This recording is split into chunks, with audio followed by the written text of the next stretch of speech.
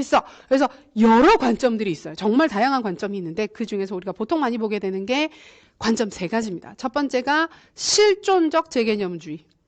실존주의 공부하니까 좋죠. 그러니까 그래서 사철학을 미리 공부를 해야 돼요. 만약에 재개념주의를 공부를 하는데 갑자기 실존적 재개념주의 나오면 실존적 재개념주의가 무슨 뜻이지? 되게 막연하잖아요. 근데 철학에서 실존주의를 공부를 하고 나서 보면 대략 그런 소리겠지. 개인의 개성이나 경험 강조하겠는데 그런 흐름이 있잖아요. 그냥 맞아요. 재개념주의에서 실존적 재개념주의는 개인의 경험을 아주 중요하게 생각하는 접근이에요. 실존적 재개념주의, 구조적 재개념주의, 여기는 구조. 그 다음에 미학적 재개념주의.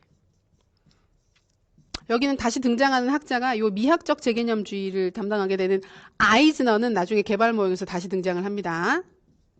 그리고 실존적 재개념주의는 파이나, 그 다음에 구조적 재개념주의는 애플. 근데 이 애플은 사회학 할 때 헤게모니 이론할 때 다시 등장하는 중요한 학자입니다. 근데 이 재개념주의가 중요해요. 의미가 있어요. 특히 이 실존적 재개념주의는 우리 교육과정을 새로 만드는 거 이런 부분들에 지금 많이 연관될 수 있는 사조이기 때문에 파이나 하면 쿠레레라고 하는 교육과정이 나오게 되는데 중요하게 보실 필요가 있습니다. 그래서 간단하게 얘기를 하면 이 실존적 재개념주의 같은 경우에는 기존에 타일러 같은 사람이 일반적인 개발 절차에 따라서 중등 교육과정, 중학교 교육과정 1, 2, 3 이렇게 만들어진 교육과정이 국가교육과정이 딱 나오잖아요. 근데 그걸 모든 학교들에 모든 학생들에게 동일하게 제공을 하게 되면 어떤 아이들은 재미가 있고 어떤 아이들은 재미가 없고 내가 여기 왜 앉아있지? 우리가 학교 다니면서 많이 했던 경험들이 있어요. 앉아서 멍하니 머릿속으로 딴 생각하는 거. 그다음에 난 실제로 하고 싶지도 않은데 남들 눈치를 보면서 어쩔 수 없이 뭔가를 따라하게 되는 거. 그러니까 우리 학교에서 겪게 되는 그런 많은 문제점들이 대량 생산된 서로 다른 학생들한테 똑같이 공급되는 교육과정 때문이라고 비판을 합니다. 그래서 실존적 재개념주의 관점에서 학생 개개인이 의미를 가질 수 있는, 의미를 찾을 수 있는 교육과정을 우리가 같이 만들어 볼 필요가 있어. 이런 주장을 하게 되는 게 실존적 재개념주의거든요. 그러니까 지금도 우리가 뭐 선택형 교육과정을 만든다든지 이런 부분들 얘기를 할 때도 되게 타당하게 볼 수 있는 사항이 되는 거예요. 그런 부분들이 연계가 될 수가 있는 거예요. 그래서 그런 부분들 때문에 이 부분 연계해서 좀 의미 있게 최근에 강조가 되고 있다 보시면 될 것 같습니다.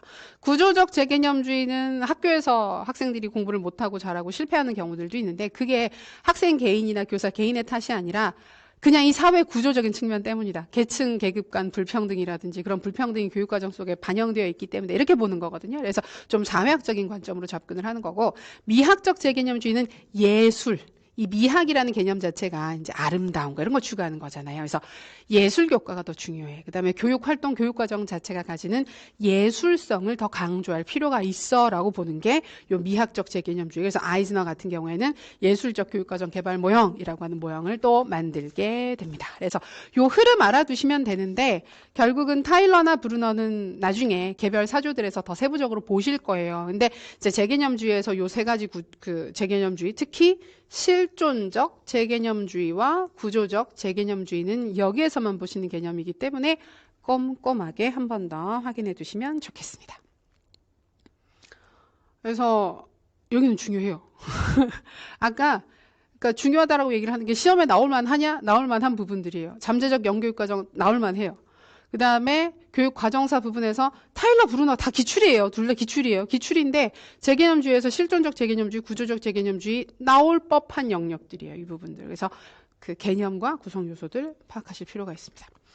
자, 그리고 이제 이런 흐름에서 벗어나 좀 더 구체적으로 그럼 교육과정 개발할 때 어떻게 할까? 요거는 일반 절차입니다. 일반적, 특정 모형에 근거를 하지 않고 일반적으로 어떤 방식으로라도 개발을 한다 그러면 이 절차에 따라서 개발을 하는 건데 근데 실제로는 타일러예요.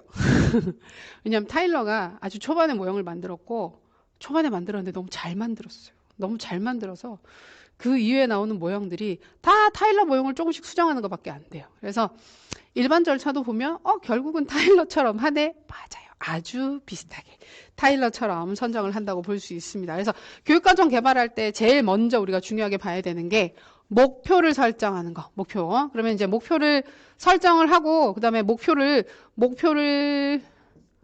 결정하고 나면 목표를 분류하거나 이 목표가 어떤 영역에 해당하는 목표에 특성을 가지는지를